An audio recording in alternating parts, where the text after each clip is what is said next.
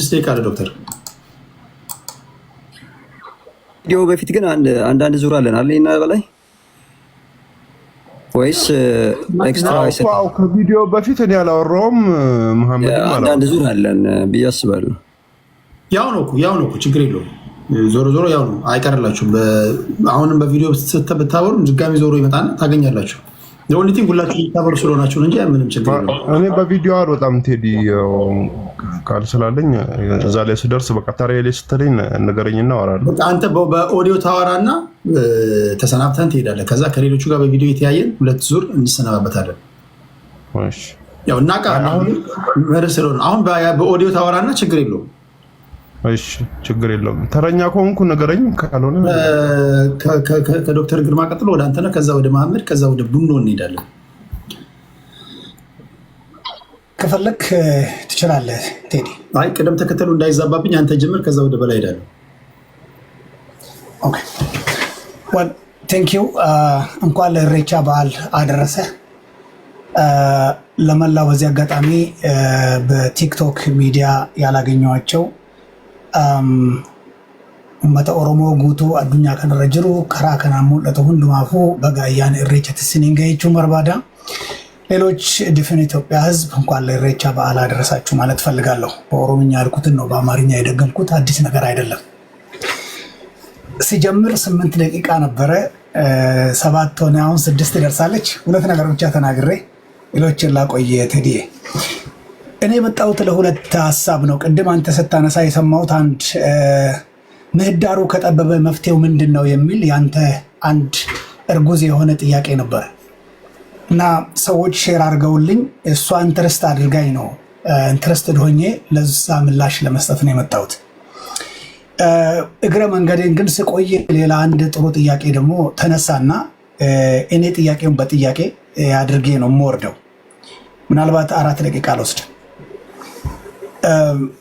የምህዳሩ ከጠበበ መፍትሄው ምንድነው የሚለው ያንተ ጥያቄ መጀመሪያ መመለስ ያለባቸው ነገሮች አሉ ይመስለኛል። አንዳንድ ጊዜ ጥርስ እንደሌለው በሬ አመታትን ስለቆጠርን ብቻ ወደ ኋላ ሳንመለስ ካለንበት በመደዳ የምንነዳው ከሆነ ለሐሳቦቻቸው ወይ ለምናነሳቸው ነገሮች ሰዎችም እንዲረዱን ምናልባት መሰረታዊ የሆነ ሐሳብ መስጠት ያቅተን ይሆናል ብዬ እሰጋለሁ።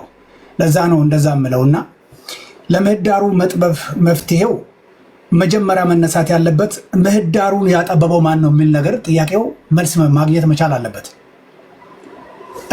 ይሄንን በትክክል ከመለስን it is similar to say that ለታመምነው ህመም ትክክለኛ የበሽታው መንስኤ ተገኘልኝ ማለት እንደሆነ ነው መቆጥረው።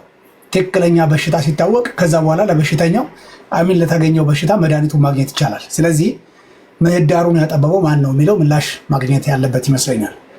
ሁለተኛው ለምህዳሩ መጥበብ ምክንያት የነበሩት ነገሮች ምን ነበሩ መጀመሪያ የሚሉ ነገሮች፣ እነዚህ ሁለት ነገሮችን ከመለስን አይ ቲንክ ጥያቄ ተገቢ ነው ብዬ አስባለሁ። ለዚህ ተገቢ ጥያቄ እነዚህ ሁለት ተገቢ ጉዳዮች ምላሽ ማግኘት አለባቸው። ምክንያቱም ለሁለተኛው ብቻ ትንሽ ብልጭታ ልስጥ። ከመስከረም 30 በኋላ አሳይሃለሁ ብለህ ከፎከርክና ምህዳሩን ካጠበብክ በኋላ ምህዳሩ ጠቧል ብሎ የሚጮህ አካል ካለ ለነዛ ነገሮች ነው መጀመሪያ ምላሽ መስጠት ያለብን።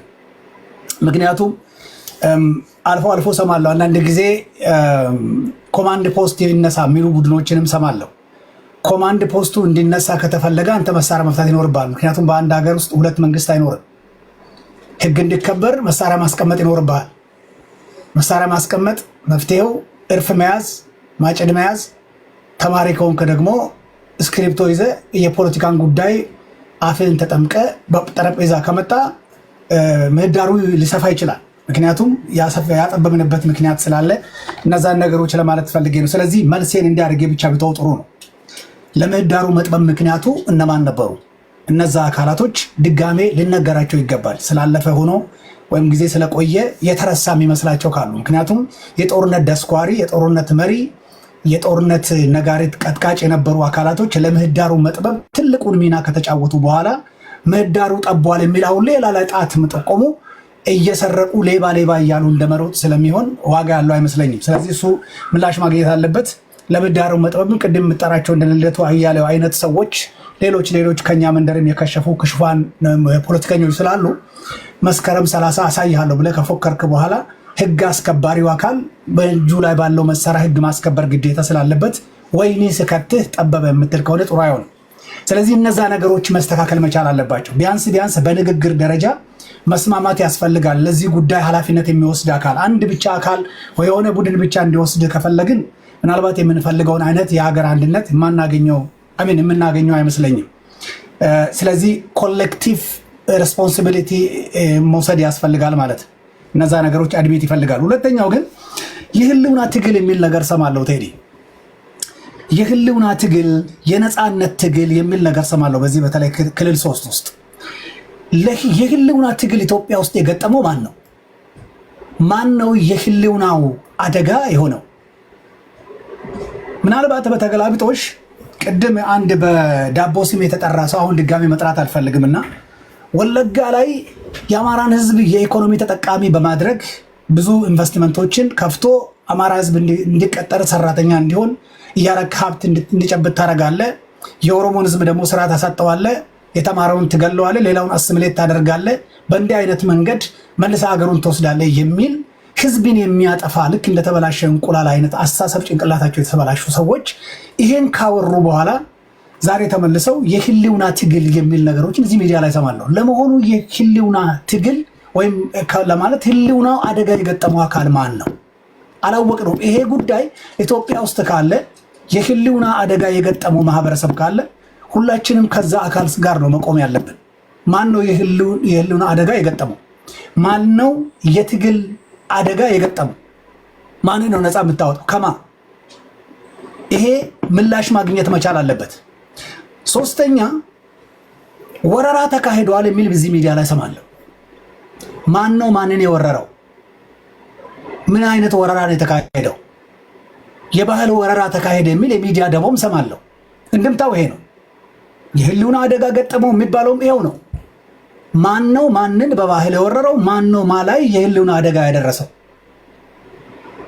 ስለዚህ እነዚህ ዝም ብሎ በቃላት ብቻ የሚነገሩ ፍጻሜያቸው ምን እንደሆነ የማይታወቅ ፈሩ የቃያ 5 ደቂቃ አወራው። ኦኬ ፈሩ ምን እንደሆነ የማይታወቁ ጉዳዮች ምላሽ ማግኘት ያለባቸው ይመስለኛል ቴዲ። ይሄ ካልሆነ ምናልባት የምንፈልገውን አይነት ሀገር የምናገኝ አይመስለኝም። ሰዓት ስላልከኝ እዚሁ ላቁምና እነዚህን በጥያቄ መልክ ላስቀምጥ እፈልጋለሁ።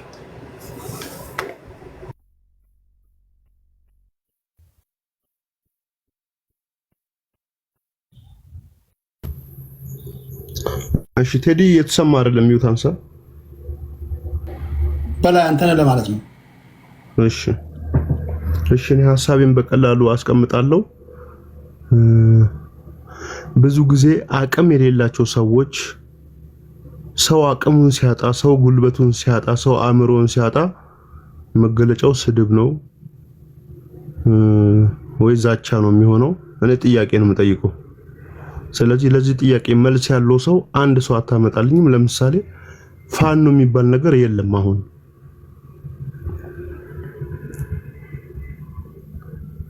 ፋኖ የሚባል አካልም የለም። መሪው ማን ነው ብትለው መሪው አይታወቅም።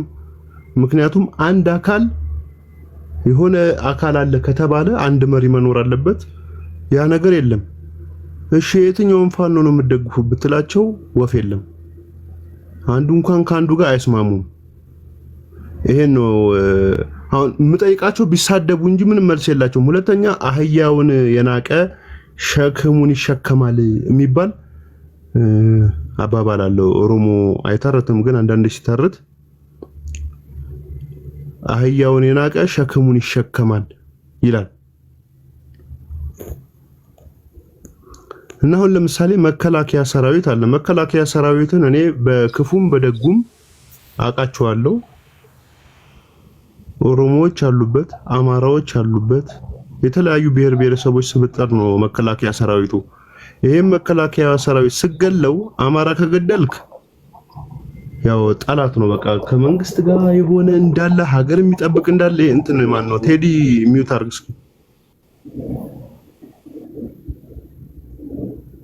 ቆይ ፋኖ የለም ካልክ ሰሞኑን በሶሻል ሚዲያ የሚዘዋወሩ የመስከረም 14 ቀን 12 ሰዓት ላይ ባደረጉት ኦፕሬሽን ያን ሁሉ የሀገር መከላከያ ሰራዊት እንደማረኩ በፎቶ በቪዲዮ የማረኳቸውን ኢቨን ታንክ ጨምሮ ምንድናቸው ታዲያ እነሱ? እንዴ እኔ አንድ ግለሰብ ነኝ አይደለ? እኔ ብሸፈት እኮ በቀን 100 ሰው መግደል እችላለሁ። ምንም የቀላል ነገር ነው። መግደል ትችላለህ፣ ግን መማረክ አትችልም። ያውሉ ሰራዊት እንዴ እኔ በቀን እንዴ መግደል እኮ ነው ያልኩ። መማረክማ 200 ሰው አይደለም 2000 ሰው አንድ መሳሪያ ይዤ መማረክ እችላለሁ። መማረክ ማለት ቁም ምናምን ብዬ ማረግ እችላለሁ። የሀገር መከላከያ ሰራዊት የመጨረሻ ወታደራዊ ስልጠና የወሰደ ሀገር ብትወረር የመጨረሻ ተስፋችን ነው። ስለሱ መማረክ ነው እኮ እያወራን ያለ ነው። ሚሊሻ ቢሆን ኦኬ፣ ሚሊሻ እንኳን ቢሆን ሚሊሻ ቢሆን ኦኬ፣ መከላከያ ሰራዊት ተማረከ ነው እየተባለ ያለው እኮ። እኔ እኮ አሁን ምን ብዬ ላውራ? ይኸውልህ ጦርነት ካለ መከላከያም ይማረካል፣ ፋኖም ይማረካል። ምንም እኮ ነው ጦርነት ነው አይደለ? ጦርነት ካለ መከላከያም ይማረካል፣ ፋኖም ይማረካል፣ በዛም ይሞታል፣ በዚህም በኩል ይሞታል። ሁለቱም ቦታ እሳት ስላለ ማለት ነው። ግን አሁን ፋኖ ስለ እኔ የጠየቅኩት ጥያቄ ሌላ ጥያቄ ነው። አሁን መሪው ማን ነው? ፋኖ ስትለኝ መሪው ማን ነው ስል መሪውን ለኔ ልነግረኝ ትችላለህ አንተ? የፋኖ መሪ ማን ነው ስል የሚመልስልኝ ሰው አለ? ይሄን ጥያቄ የትኛው ፋኖ? ለምሳሌ አፋባና አፋጎ አሉ፣ እንደምታውቃቸው ናቸው። አመራሮቻቸውን ታውቃለህ እኮ። እሱን አሁን ለምሳሌ ፋኖ አለ ከተባለ ስለ የትኛው ፋኖ ነው ሰውዬው አሁን እዚህ እያወራችሁ ያለሁት? ስለ ጎጃም ፋኖ ነው? ስለ ጎንደር ነው? ስለ ሸዋ ነው? ስለ ወሎ ፋኖ ነው? ስለ ማን ነው? ፋኖ ከተባለ መሪው ማን ነው? መሪውን ነው እኮ። መሪ እንኳን የለውም። ገባ? እኔ ሌላውን ልንገር። እኔ መከላከያ ሰራዊት ከልቤ የምነግርህ መከላከያ ሰራዊት አማራ ክልልን እንኳን ለቆ ቢወጣ ስልጣን ለመያዝ በአራቱም በኩል ያሉ ፋኖች እርስ በርሳቸው ነው የሚተላለቁት። እኔ ሁሌም የማወራው ነገር ነው። ለስልጣን ነው የምልህ። ይሄ በአዴን ምንም በቃ አንፈልግም ብሎ መከላከያ ሰራዊትን ቢወጣ እርስ በእርስ ስልጣን ለመያዝ እርስ በእርስ የጎጃሙ ከወሎ የወሎ ከእንትን ምንም አትጠራጠር። እንደውም በዚህ ውለታ ዋለላቸው ነው እኔ ብዬ የማስበው መከላከያ ሰራዊት በመኖሩ። ሁለተኛ ህዝብ ይባላል። ህዝብ አሁን እዚህ ጋር 2600 ሰው አለ ምናምን ህዝብ የምንለው ይሄ በጣም ጥቂት የሆነው ነው። ሶሻል ሚዲያ ላይ ያለው ነው ወይ ተሳዳቢውን ነውረኛው ምናምን ነው። ህዝቡ ከነመፈጠራችን አያቀን ምናምን ነው። ህዝቡን ብትለውስ ችግሩ ማን እንደሆነ ያውቀዋል። እኔ የነበርኩበት አካባቢ አሁን ስለ ትምህርት ይወራል። ትምህርት ልንገርህ፣ እኔ ያለሁበት አካባቢ እንኳን 2 ሰራተኞች አውቃቸዋለሁ። ቆንጂ ሴቶች ናቸው። ትምህርት አቋርጠው በምን ምክንያት እንዳቋረጡ የሚነግሩህም የሚያወሩህም በፋኖ ምክንያት ነው። አለቅ። ህዝቡ ያውቀዋል። ህዝቡ ፋኖ ለራሱ ስም ሲል እንዴ አንተ አባይ ግድ እንትን አባይ ድልድይ አዲሱ ላይ ሄደህ እኮ ቪዲዮ መስራት እኮ አትችልም።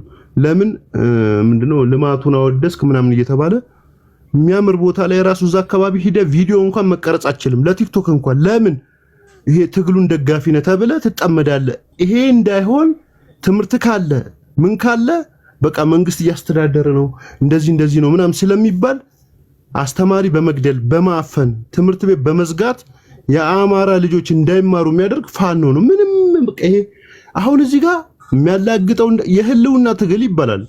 የህልውና ትግል ሆኖ እዚህ ውስጥ አፉን የሚከፍተው ለምን ገብቶ አይታገልም? ምንድነው ህልውና ትግል ካለበት እንኳን አይደለም 30 እና 40 እንዲሁም የጀግና ዘር የሆነ የአማራ ህዝብ ካለበት እንኳን አይደለም 24 ሰዓት ሽለላና ቀረርቶ ምናምን ወሬ እንቶ ፈንቶ ሳይሆን እንደው አንወሻሽና የእውነት 5 ሰዓት አይበቃም ቢኖርበት። ግን የለም የህልውና ትግል ካለበት የአማራ ህዝብ ትግል ያለበት ራሱ ከፋኖ ጋር ነው። ህልውናውን ራሱ ላጥፋ እያለ ያለው ፋኖ ነው ብዬ ነው እኔ የማምነው። ገባ? መከራው አሁን የአማራ መከራ ፋኖና ፋኖ ብቻ ነው። አንዴ ቃለ እሺ አንድ ቃልኝ ሌላው እዚህ ውስጥ ገብተው ይኸው እንግዲህ የሚከተሏቸው ሰዎች አያነቡም፣ አይረዱም፣ አያገናዝቡም፣ አይጠይቁም። ቅድም ገባ የሆነ ሰውዬ እኔ አይመለከተኝም ብልጽግናም ማንም ገደል ይግቡ ስለኔ የሚመለከተኝ ነገር የለም። ገደል ይግቡ ስድብ ነው። አስተካክል እባክህ። እሺ ይቅርታ ተጸጽቻለሁ። ስለ አይመለከተኝም ለማለት ነው እንጂ ማንም ገደል አይግባ። በእርግጥ ግን ምንድነው አሁን አየሎም እንዲገደል ያደረገው የሆኑ ጠቅላይ ሚኒስትር ነው ምናምን እያለ የሚበጠረቅ ሰው ነበር እንዴ? የሆኑ ጠቅላይ ሚኒስትር ሲወለድ እንትን አየሎም ሲሞት የሆኑ ጠቅላይ ሚኒስትር ምናልባት 15 ዓመት ምናምን ቢሆን ነው። በቃ ሰው አይጠይቅም፣ መረጃ የለውም፣ አያስብም ብሎ ዝም ብሎ ስለሚሰሙትና ጊፍት ስለሚሰጣቸው ብቻ ማውራት ትክክል አይደለም። ሌላው አንድ የወደድኩት ልጅ አለ እዚህ ጋር የፋኖ ደጋፊ ማን ነው የሚባለው? ኦሮሞዎችን አልጠላም፣ ኦሮሞዎችን እወዳለሁ፣ ኦሮሞን የሚጠላ አማራ ካለ እሱ ኢትዮጵያ አይደለም ምናምን ሲል የነበረው ማን ነበረ? ቴዲ ካስታወስከኝ ራስ ነው። አዎ ራስ ማለት ነው። አሁን እሱ ሁሉም እንደዛ ቢሆን እኔ የፋኖ ደጋፊ ነበር የምሆነው። የእውነቴን ነው የምልህ። እውነታው ግን ያ ነው ወይ? ስለ ሚዲያ እያወራ ነበር። ሚዲያ ላይ ምንድን ነው የሚወራው? የኦሮሞ ህዝብን እንደ ህዝብ ካልተሳደብክና የኦሮሞ ህዝብ ላይ ካላቀረሸ የፋኖ ደጋፊ ትባላለህ ወይ? ነው ወይ? እውነታው የቱ ጋር ነው ያለው? ጥላቻን ደብቀ ዝም ብለ የማይመስል ነገር መናገር አይመጣውም። ኦኬ ገባ? አሁን እውነት እንደዛ ቢሆን ፋኖ የተነሳበት ትግል እኔ የምደግፈው ዋጋ የከፈልኩበት ነው። ሀዲዱን የሳተ ትግል ነው። ግን ያ ትግል የለም አሁን ሌላ ቦታ ነው። ሽለላን ማንም እንዲመጣ አይፈልግም። በሃይማኖት በኩል እንዲመጣ የማይፈልጉ አሉ፣ በሌላ በኩልም እንዲመጣ የማይፈልጉ አሉ። ሌላውም ህዝብ መንግስትን አጥብቆ የሚጠላ ራሱ ፋኖ እንዲመጣም አይፈልግም፣ አይመጣምም። እሺ ቴንክ ዩ። እሺ ቴንክ ዩ በላያ ከልብ አመሰግናለሁ። በላያ በጣም ቴዲ ቴንክ ዩ። ልውረድ እኔ ቴዲ ደከመኝ። እሺ ከልብ አመሰግናለሁ። እኔም መልካም ምሽት ይሁንላችሁ። አንድ ዙር ቢቀርም ነው። ቴንክ ዩ ቅድስት፣ ከልብ አመሰግናለሁ። በሌላ አጀንዳ እንገናኛለን። እሺ እሺ ቅድስት እናወርዳታለን። በጣም ጀግና ፖለቲከኛ ናት። ፕሊስ ሴቶች ሲመጡ ሴቶችን አበረታቱ። እናንተ ሀሳብ ውጭ የተቃራኒ ሀሳብ ሲመጣ የስልጣኔ መጀመሪያ አንተ መስማት ማትፈልገው ነው። አንተ እንዲነገር ማትፈልገውን ነገር ሌላው እንዲናገር መፍቀድ ነው። ኢንፋክት ይሄ የእርድና መጀመሪያም ነው። አራዳ ነኝ ትሉ የለ እናንተ መናገር ማትፈልጉትን እናንተ እንዲደረግ ማትፈልጉትን ነገር ሌላው እንዲናገር ወይም ሲናገር ማድመጥ ነው። ይሄን ካላደረግ አምሶሪ እርድናም ወይም ደግሞ ስልጥንናም አልገባህም ማለት ነው። ስለዚህ ሴቶች ሲመጡ አንዳንድ ጊዜ በደንብ እንዲበረታቱ ይገባል። ቴንኪው ቅድስታችን ጀግና ፖለቲከኛ ናት። ከእሷ ቀጥሎ አይ ቲንክ ከበላያ ቀጥሎ ወደ መሐመድ ነው የምንሄደው።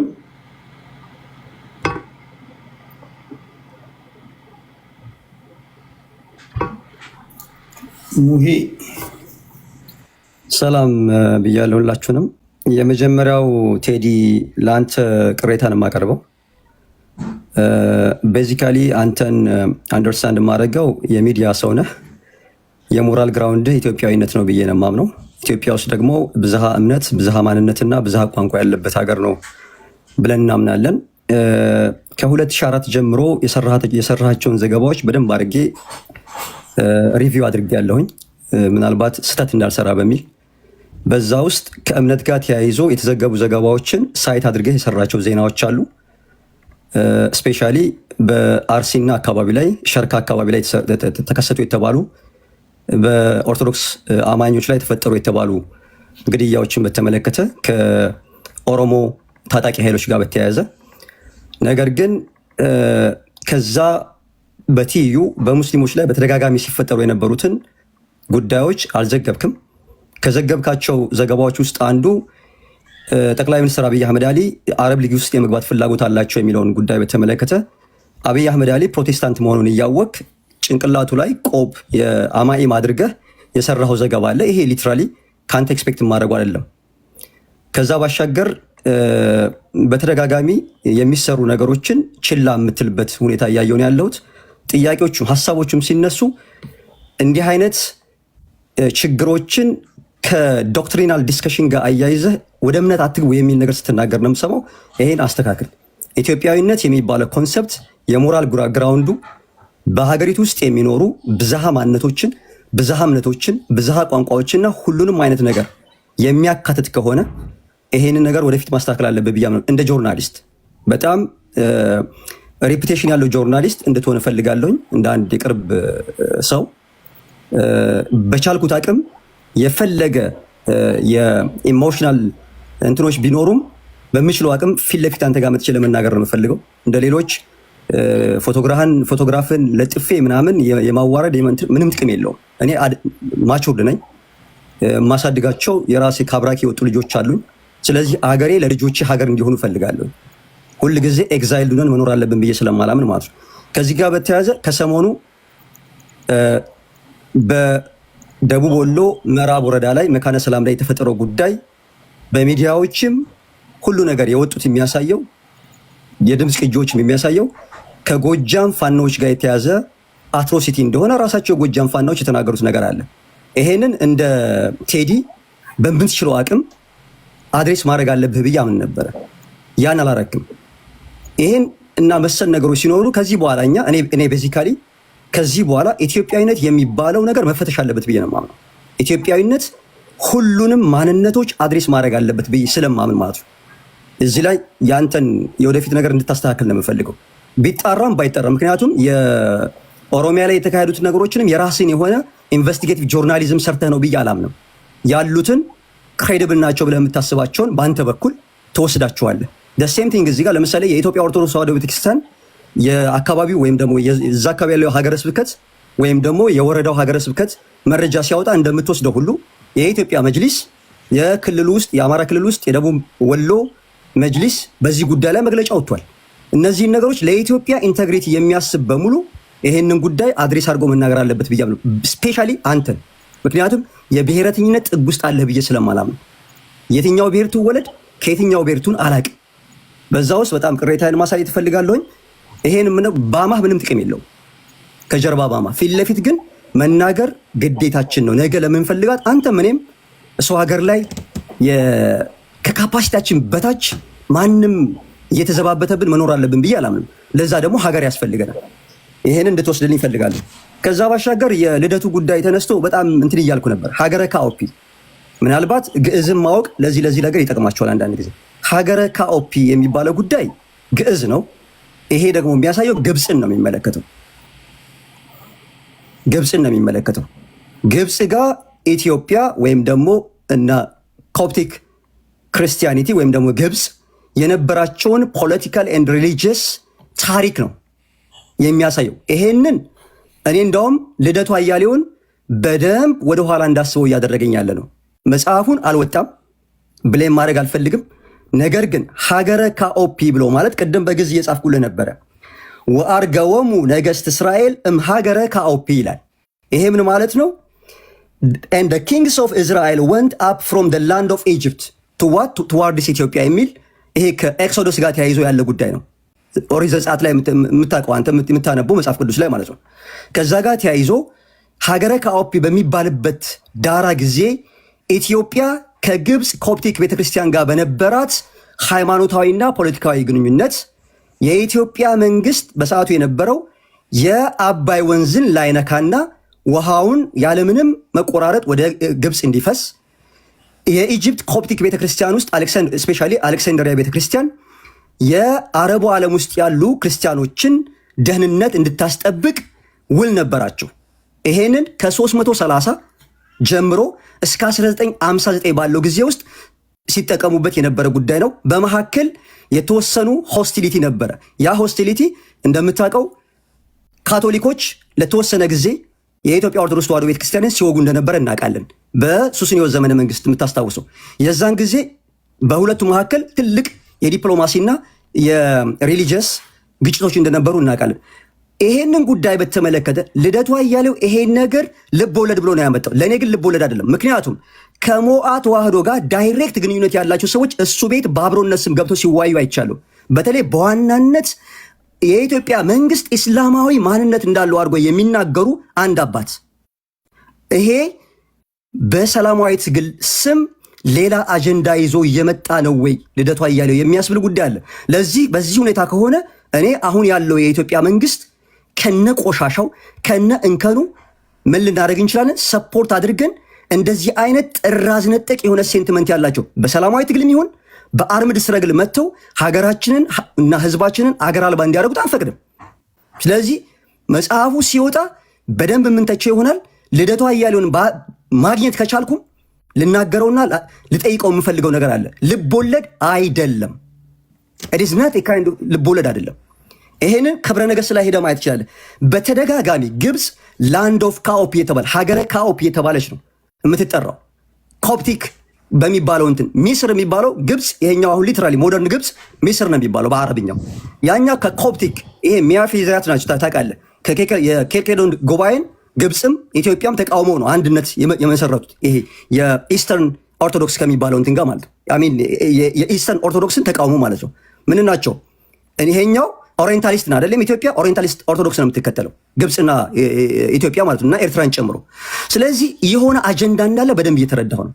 ስለዚህ በሰላማዊ ትግል አርምድ ስትረግል ውስጥ ያሉት አሁን ላይ የሚገዛውን አብይ አህመድን በተመለከተም የልደቱ ተቃውሞ የብዝሃነትን አምኖ ፈቅዶና ወዶ ሳይሆን ሌላ አጀንዳ ሊኖረው የሚችላል የሚል አንደርስታንዲንግ ውስጥ እንድገባ እያደረገች ስለሆነ ይሄን በዛ ውስጥ እንድታዩ ይፈልጋል። ለአንተ የምመክርህ እንደው የኢትዮጵያን ክሮኒክሎች ለማየት ሞክር። ሀገረ ካኦፒ ምንድን ነው? ቅድም አንድ የብልጽግና ፍቀላጤ ማውዝፒስ ከቻይና ጋር ለማገኝ በምንም በግዕዝ ቻይና ሀገረ ካኦፒ ተብላ አታውቅም። አንዳንድ ጊዜ በጣም የሆኑ መጽሐፎችን ጫፋቸውን ብቻ እየጠቀሱ ሌላው ማህበረሰብ አያነብም ብሎ በማሰብ እዚህ ጋር የመጡ የሚሳለቁብት ሰዎች አሉ። ለሀገር ስንል የምናልፋቸው ነገሮች ሀገርን ሊበጠብጡ የሚመጡ ሰዎች በምናገኝበት ሰዓት መቃወማችን አይቀርም። ከዚህ ጋር ተያይዞ እሺ አንድ ደቂቃ እያልከኝ ነው። ከዚህ ጋር ተያይዞ የጆሃር መሐመድን ጉዳይ በደንብ ስክሩትናይዝ አድርጌ መመልከት እፈልጋለሁ። ከልደቱ ጋር በዚህ ነገር ጋር ተስማምቶ ከሆነ የእሱ አጀንዳ ምን እንደሆነ መጠናት ስላለበት ማለት ነው። ስለዚህ ሀገረ ካኦፒ ማለት ግብፅ ነች። ግብፅ ከኢትዮጵያ ጋር የነበራት ሰላማዊ የሆነ ፖለቲካል ኤንድ ሪሊጂየስ ስምምነት ኢትዮጵያ ውሃዋን ሳትጠቀም በድህነት የማቀቀች ግብፅ አፈሩንም ሁሉንም ነገር የተጠቀመች የለማች አረቦች ምን ብለው እንደሚጠሏት ታውቃለህ? ዑሙ ለዓረብ ነው የምትባለው። ዑሙ ዱንያ ነው የምትባለው። በዱንያ ላይ ያለች እናት፣ ለሁሉም አረቦች እንደ እናት የምትቆጠር የነበረች ሀገር ነች። አንቲል ምን እስኪመጣ ድረስ ኢስላሚክ ብራዘርሁድ የሚባል ቆራጣ የሆነ ሴንቲመንት መጥቶ የራሱን አጀንዳ እስካመጣበት ድረስ ማለት ነው። ስለዚህ ይሄ መወሰድ አለበት። ይሄ እንደ ሌሎች ሰዎች በጀርባ ሁኜ ማውራት ስለሌለብኝ ቀጣዩ ላይ እመጣለሁ ኢንሻአላህ። ቴንክ ዩ መሐመድ፣ ከልብ አመሰግናለሁ። እንደዚህ ነው ወዳጅ ወይም ደግሞ ጓደኛ ቤተኛ ማለት። እኔ በጣም ደስ ይለኛል። እኔ በተደጋጋሚ እንደምናገረው እኔ ስጋ ለበስ ነው፣ እሳሳታለሁ፣ ሚስቴክ ሰራለሁ። አሁን ቤቱን ከፍቶ ወይ ፎቶዬን ዘቅዝቆ ወይም ደግሞ ሌላ ቦታ ገብቶ ቢያማኝ ምንም አይጠቀም። ስለዚህ ፊት ለፊት መተህ ስለነገርከኝ የሚሰማን ሁሉ ትልቅ ክብር፣ ከልብ አመሰግናለሁ። ይሄ በሁላችንም ላይ ይልመድብን። አስተካክላለሁ። አንደኛ ወደዚህ ልገባ ስል ቆይ እነዚህን ኢሜጆች ላገጣጥም። ኦኬ እዚህ ከእስልምና ከኢትዮጵያ እስልምና ጉዳዮች ጠቅላይ ምክር ቤት የተሰጠውን ወቅታዊ መግለጫ እኔ እዚህ እስክገባ ድረስ ዜናውን ስላላየሁት ከገባሁ በኋላ ዜናዎችን እየፈላለኩ ነበር። የልደቱን ኢንተርቪው ስለነበረ እያደመጥኩም ስለነበረ በዛ ቢዚ ሆኜ ስላላየሁት ላይቭ ገባሁኝ። ከዛ በኋላ ፖስት ማድረግ አልቻልኩም። ሌላኛው የሃይማኖትን ጉዳይ እንደምታውቁት ከፖለቲካ ጋር ሰፍቼ እንድተነትኑ ማላደርገው ለኦርቶዶክስም ለፕሮቴስታንትም ለእስልምና ፖለቲከኞች ሴራ ይዘው ይመጣሉ። አሁን ሴራ ይዘን እንመጣና ምን እናደርጋለን? ነገሩን እኛ ምንተነትነው ትንታኔ ይላልፈው እኛ ምንተነትነው ትንታኔ እጅግ አደጋ ነው፣ እሳት ይፈጥራል። ፖለቲከኞች ግድ የለንም ታውቃላችሁ። እና በቃ የሆነች ግርግር ነጥብ ታስቆጥርልናለች ብለን ካሰብን እንደፈለግን ነው የምንተነትነው። ያንን እኔ ማስቆም ስለፈለግኩኝ ነው። የሃይማኖት ጉዳይ ደግሞ በሃይማኖት ሰዎች መወቃቀስም ከሆነ መነጋገርም ካለ ለምሳሌ በእስልምና እምነት ተከታዮች በኦፒኒየን ወይም ደግሞ በቢሊፍ በእምነቱ መሪዎች መካከል የሚደረግ ንግግር ቢሆን ለውጥ ያመጣል ብዬ አምናለሁ። ግን ፖለቲከኞች አይደለም እንደዚህ ሃይማኖት ጉዳይ ጨምረህባቸው እንዲሁም እንዲያ ስለሆነ ነው የምከለክላችሁ እንጂ ድርጊቱን ሳላዝንበት ወይም ደግሞ እንትን ሳልል ቀርቼ አይደለም። እኛ ፖለቲከኞች ሃይማኖታዊ ነክ ጉዳዮችን አንድ ላይ አድርገን ለመተንተን ብቁ አይደለንም። እንኳን እሱን ጉዳይ ቀርቶ የብሔር ጉዳይ እንኳን ለመተንተን ብቁ አይደለንም። በስንት መከራ ሃይባይ ምናምን ገብቶ ነው እንጂ ስንቶቹ ናቸው በኃላፊነት የሚተነትኑት? ለአብሮነት መጨነቅ አይጨነቁም። ህዝብ እንደ ህዝብ አይከበርም። ኢቨን በግለሰብ ደረጃ እንኳን አንከባበርም። አሁን ነው እንደዚህ በመከባበር ላይ በመደማመጥ ላይ የተመሰረተ ውይይት እያደረግን ያለው እና ያን እንትኑን ዳሜጁን ለመቀነስ ካለኝ ፍላጎት ነው። ዜናውን ፖስት አድርጌዋለሁ። አሁን ከእስልምና ምክር ቤት የተሰጠውን መግለጫ ጠቅላይ ምክር ቤቱ ያወጣውን መግለጫ ማለት ነው። እንደዚህ አይነት ነገሮች እንከን በምታዩ ሰዓት ጀስት ብትነግሩ ፊት ለፊት ምላሽ ታገኛላችሁ። ቴንኪው መሐመድ፣ ከልብ አመሰግናለሁ። የካኦፒን ጉዳይ ልደቱ አያሌው ራሱ ቅድም እንዳልኩ ረጅም ኢንተርቪው ሲያደርግ ስለነበር እያደመጥኩት ነበር እና ከራሱ ከጻፊው አንደበት እስኪ እንስማ። እኔም ከዛ ስለሰማሁኝ ነው። እናንተ አሁን መሐመድ ለምሳሌ ሴራን የተነተነው ቅድምም አንድ ማነው ዋንጋሪ ከቻይና ነው ብሏል። እስኪ ልደቱ አያሌው ምንድን ነው የሚለው እስኪ ስሙት። ሀገረ ካኦፒ ከርዕሱ ጀምሮ ምን አይነት መጽሐፍ ነው? ርዕሱ እንግዲህ ምናልባት አንዳንድ ሰዎች ግራ እየገባቸው ከአሁኑ ይጠይቁኛልና የአገር ስም ነው፣ ግን በተጨባጭ ባለው ዓለም ውስጥ ያለ አገር አይደለም። በምናብ የተፈጠረ አገር ነው እና እንዲህ አይነቱ አሰራር ደግሞ በልቦለድ አጻጻፍ የተለመደ ነው እና ያቺ ሀገረ ካኦፒ የምትባል ሀገር አለች። በዛች ሀገር ውስጥ ደግሞ የተለያዩ ፓርቲዎች፣ ምሁራን፣ የፖለቲካ ሰዎች፣ ክስተቶች ሁሉ አሉ። እነዛ ሁሉ ፈጠራዎች ናቸው ወይም ደግሞ ልቦለዶች ናቸው በአንድ በኩል ማለት ነው። ከመሬት ከየትም የመጣ አይደለም ወይም ራስ የፈጠረ ነው ወይስ መጽሐፍ ቅዱስ ውስጥ የሆነ ቦታም የለም? በመሬት ላይ የሌለ ሀገር ከሆነ ያው ፈጠራ ነው የሚሆነው እና ራንደምሊ የተፈጠረ ነው እና ምናልባት በዚህ አጋጣሚ እዛ ውስጥ ያሉ ገጸ ባህሪዎች ሁሉ የፈጠራ ስም የተሰጣቸው ናቸው እና እንደው በአጋጣሚ ተመሳሳይ ስምም ከተገኘ ከዛ ጋር ሊያያዝ አይገባውም። ሁሉም ነገር እዛ ውስጥ ያለው የፈጠራ ነው። ምናልባት ካኦፒ የሚል ሌላ ሀገር ላይ ኮኢንሲደንስ ሆኖ ከተገናኘ አሁን መሐመድ ለምን ሴራ ተነተንክ አይባልም። መሐመድ ፖለቲከኛ ነው። የራሱን ቫሪያብሎች አገናኝቶ ይሄ ከሊል ይችላል። ጸሐፊው ግን ኢንተርቪው ሙሉ እየሰማው ስለነበረ ይሄን ስለሰማሁኝ ነው እንግዲህ ፊክሽን ነው ብሏል። ሀገረ ካኦፒ የሚባል በገሃዱ ዓለም የለም፣ በምናብ ዓለም የፈጠርኩት ነው። ነገር ግን እንደ አጋጣሚ ካኦፒ ስል ዓለም ላይ ያሉ ሀገሮችን አላውቅምና ከሆነ ሀገር ጋር ከተገናኘ ከዛ ጋር እንዳታገናኙት፣ ገጸ ባህሪያቶቹም እንደዚሁ የፈጠራ ነው ብሏል። እናንተ ግን በመሰላችሁ መንገድ የመተንተን መብታችሁ የተጠበቀ ነው። ቢኮዝ ፖለቲከኞች ናቸው። ሴራውን እያንዳንዱ ነገር ስለምታውቁ ከዚህ ተነስቼ ነው ከጸሐፊ ተነስቼ ነው ያልኩት ለማለት ፈልጌ ነው። መሐመድ ግልጽ ነው አይደል? ነገር ችግር የለም። ግን ልደቱ ከዚህ በኋላ 97 ብዙ ሰዎች ያው እንትኑን ሪፑቴሽኑን እንዲወርድ ያደረጉት ታውቃለህ። አሁንም ዲሲቭ የሚያደርገው ሰው እንደሌለ ነው። ይሄ ፒውርሊ ይኸውልህ ሀገረ ሮም ወይም ባይዛንታይንም ነው በግዕዝ። ሀገረ ፋርስ ፐርሺያ ነው። ሀገረ ካኦፒ ኢጅፕት ነች። ሲን ዋማሲን የሚባለው ደግሞ ቻይና እና ኤትስላንድ ነው በግዕዝ ማለት ነው።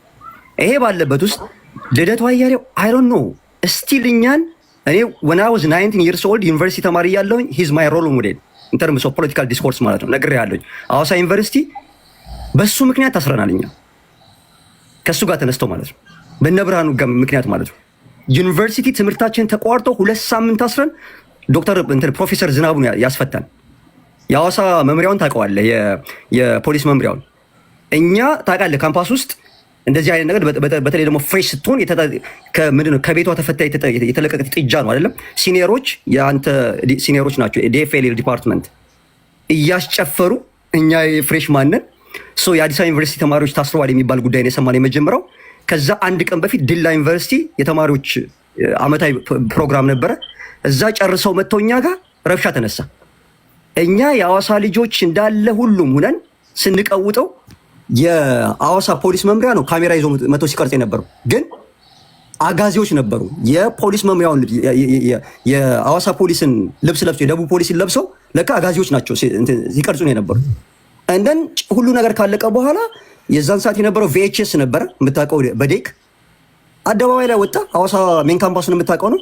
እዛ ውስጥ አገናኙ ሶኬት ምናምን እንዳለ ፒክ እያደረጉን በልብሳችን ነው ፒክ እያደረጉ ግማሾቻችንን ወደ መምሪያ ወሰዱን። ቀሪውን በተለይ ጸጉሩን ያሳደገ ድሬድ ያደረገ አንተ እዚህ ጫካ ውስጥ ምናምን እየተባሉ ታፍሰው ይርጋለም ነው የተወሰዱት።